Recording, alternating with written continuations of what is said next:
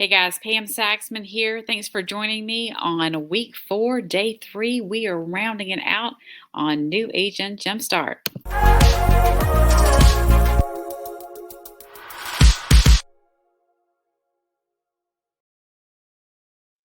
All right, guys, I'd really love to build on what we've been creating. We're talking to people that we don't know. We're also loving at the same time the people that we do know that are on our social media accounts. But today I want to talk to you about a totally different topic that will kind of flow into tomorrow's challenge. So today is around farming. There's a lot of folks that come to me and say, "Hey, I really want to own my neighborhood." Or there's a neighborhood down the street that has a lot of turnovers, great price point, seems to be a lot of interest in that area. How do I farm? So if you do everything right, it's just layering, right? So this could also be neighborhoods that you're interested in doing open houses in, which is what we'll talk about tomorrow. So you have a neighborhood, you're excited about it. What can you do to expose it or have yourself being that market leader? Today, I want you to choose one. Hopefully, it's one that you live in because no one knows that neighborhood better than you do. And now you can use all your realtor resources to do some further investigation on all the numbers. So, when I say I want you to dig in, I want you to learn the average days on market, average price per square foot on this property. What are the max values that things tend to sell for? What are the minimums? What's kind of the condition like in this neighborhood, too?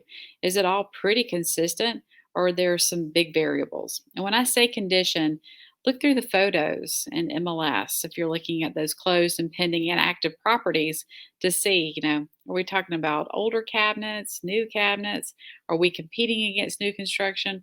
Or are there going to be some challenges here? You want to do your research because all of this research will help you coach your clients up so they can net the most money. But without all that information, it's really hard to guide them. So now you know all the stats. You've been in InfoSparks. If there's something to know about this neighborhood, you feel like you know it. Create an item of value. So it could be a newsletter, could be some of that statistical information and how it ties back into the market. Could also be some information from a TAR report that really, breaks down different areas and talks about how it varies from just our market in general. So create a flyer, newsletter, blog post, something that would relate back to this neighborhood. And then you have a choice. What am I going to do to help people learn this information that you've spent some time developing? So if you've created a flyer, you could always email that. You can mail it to people. You could door knock it if you're not worried about that in this environment. Notice that some people may be a little bit weird about door knocking right now, but if that's you want to do it, creating all that information will be something that you can give to someone as you're having a conversation about real estate with them. Newsletters. There's lots of ways to get people's email addresses nowadays. Or if you have a Facebook community page, that might be information that you could share back to them so that you look like you're the real estate resource there as well.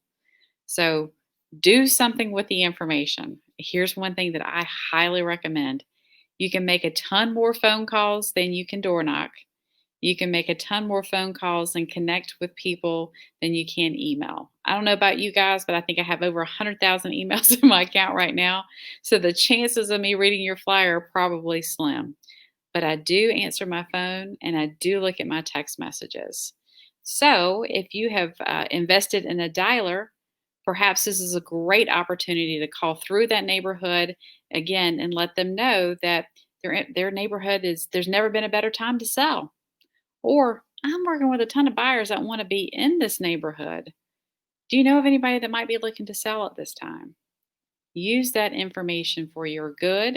And that's also another way to reach out to people that you don't know. So that's your goal today, 10 to 15 conversations with people that you don't know, but by using marketing information. One final piece. Postcards. I get the question around this too. That is another way that you can use this information and connect with people. We use a company called Core Facts.